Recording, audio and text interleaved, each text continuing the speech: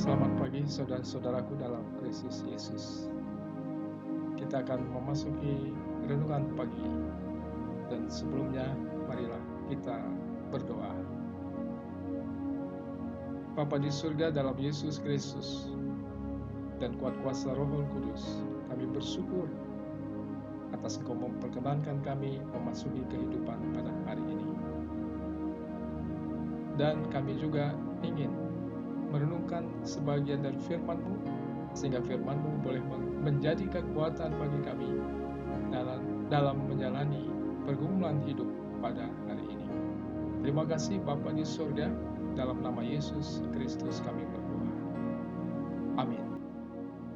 Saudaraku, kita akan membaca nats firman Tuhan yang terambil dari Roma 3 ayat 24. Saya bacakan demikian bunyinya. Dan oleh kasih karunia telah dibenarkan dengan cuma-cuma karena penebusan dalam Kristus. Saudara-saudaraku,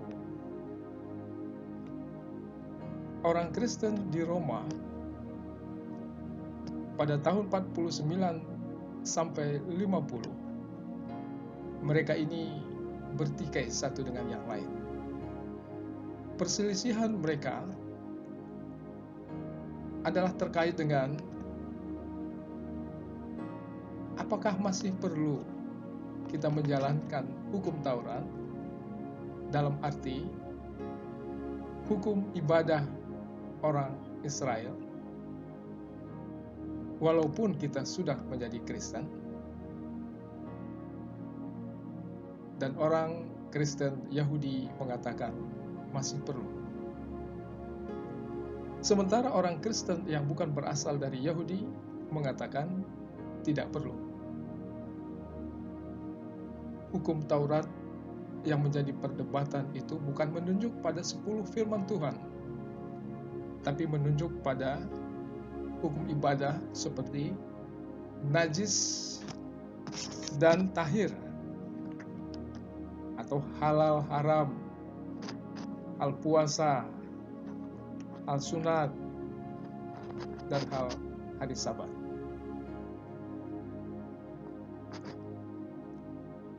Orang Yahudi ataupun orang Kristen Yahudi mengatakan itu perlu dan harus, sekalipun kita sudah Kristen. Tapi yang non-Yahudi mengatakan tidak. Sebab misalnya, itu adalah kebiasaan orang Yahudi saja. Tapi tradisi kami bukan demikian. Tapi yang kami tahu, bahwa ketika kita percaya kepada Yesus, maka bukan hukum Taurat dalam artian ibadah, cara-cara ibadah Israel yang kita lakukan, tapi yang kita lakukan adalah hukum kasih. Bahkan yang lebih parah lagi, saudara-saudaraku, orang Kristen Yahudi itu menganggap bahwa hukum Taurat itu bukan hanya sebagai tanda bahwa mereka ini adalah umat pilihan, tapi seakan-akan hukum Taurat itu adalah jalan keselamatan. Tentu berbeda, saudaraku, seperti yang dipahami oleh orang-orang Kristen non-Yahudi. Mereka memahami bahwa ketika mereka percaya kepada Yesus, bahwa Yesus itu adalah juru selamat, Yesus itu adalah penebus dosa, maka keselamatan satu-satunya hanyalah oleh karena kasih Allah di dalam Kristus, dan bukan oleh karena menjalankan hukum Taurat seperti yang dipahami oleh orang Kristen yang berasal dari Yahudi. Nah, inilah pertikaian yang terjadi pada saat itu. Pertikaian ini menyebabkan ada keputusan dari Kaisar Claudius untuk mengusir mereka dari Roma. Itu sebabnya ada berita yang kita dengar dalam surat-surat Paulus, seperti Aquila dan Priscilla harus meninggalkan Roma karena Kaisar Claudius mengusir mereka, sebab mereka ini bertengkar tentang kepercayaan mereka. Nah, saudara-saudaraku, untuk menengahi persoalan inilah salah satu bagian dari surat Roma dituliskan kepada mereka. Seperti yang tersurat dalam Roma 3 ayat 24 ini. Hanya oleh karena kasih karunia, sola gratia, dan bukan oleh karena kita melakukan hukum Taurat, hukum peribadahan orang Yahudi, sunat, najis, dan tahir, hukum hari Sabat, puasa, dan lain-lain. Tapi hanya karena kasih karunia Allah sematalah kita diselamatkan. Nah, melalui surat Roma ini, saudaraku, maka diharapkan perselisihan yang terjadi di Roma pada waktu itu bisa diselesaikan secara berangsur-angsur, sehingga mereka boleh percaya bahwa jalan keselamatan bukan oleh karena kita melaksanakan hukum Taurat, tapi hukum Taurat ataupun hukum ibadah orang Yahudi itu hanyalah untuk menunjukkan apakah kita ini berdosa atau tidak berdosa. Hukum Taurat hanya berfungsi untuk menunjukkan bahwa apakah kita ini melakukan kesalahan atau tidak kesalahan. Misalnya yang menunjuk pada 10 firman Tuhan. Jadi hukum ibadah orang Yahudi tidak perlu lagi dilakukan, tapi 10 firman Allah itu perlu menjadi pedoman hidup, etika hidup orang Kristen.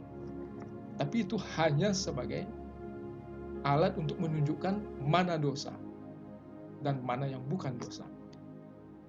Namun bukan jalan keselamatan. Jalan keselamatan satu-satunya adalah hanya melalui kasih karunia Allah di dalam Yesus.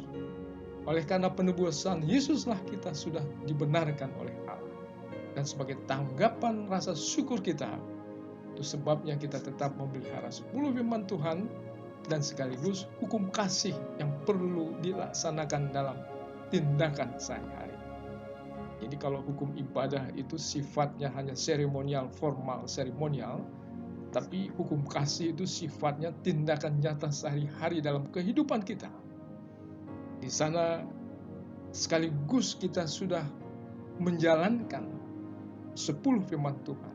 Misalnya, ketika kita melakukan kasih dalam pengertian pengampunan, maka di sana berarti tidak ada lagi balas dendam dan pembunuhan. Ketika kita menerima orang lain sebagaimana dia adanya, sebagai sahabat kita di dalam Tuhan, maka di sana tidak ada lagi kebencian. Ketika kita mengadakan tindakan keadilan, kebenaran, dan kejujuran, maka di sana kita tidak lagi melaksanakan kebohongan.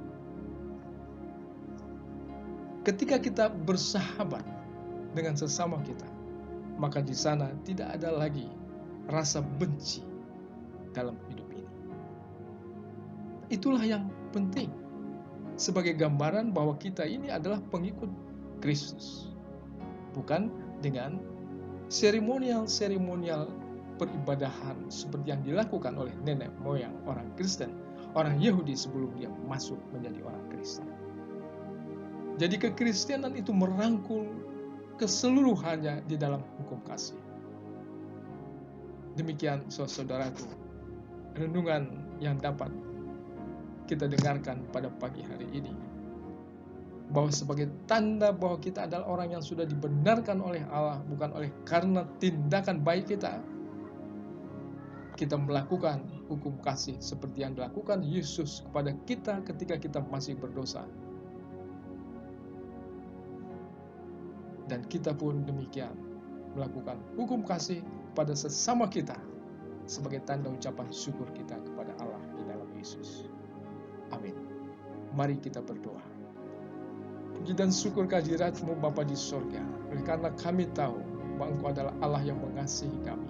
Terima kasih untuk pembebasan, kemerdekaan yang Kau berikan kepada kami dalam Yesus Kristus. Biarlah kami Engkau mampukan menjalani hidup sebagai manusia merdeka dalam kehidupan sehari-hari kami, yang menjalankan hukum kasih yang berpedoman pada Yesus Kristus. Kami mendoakan saudara kami yang ada di Runggun Cijantung, kiranya Engkau campur tangan dalam semua pergumulan kehidupan mereka.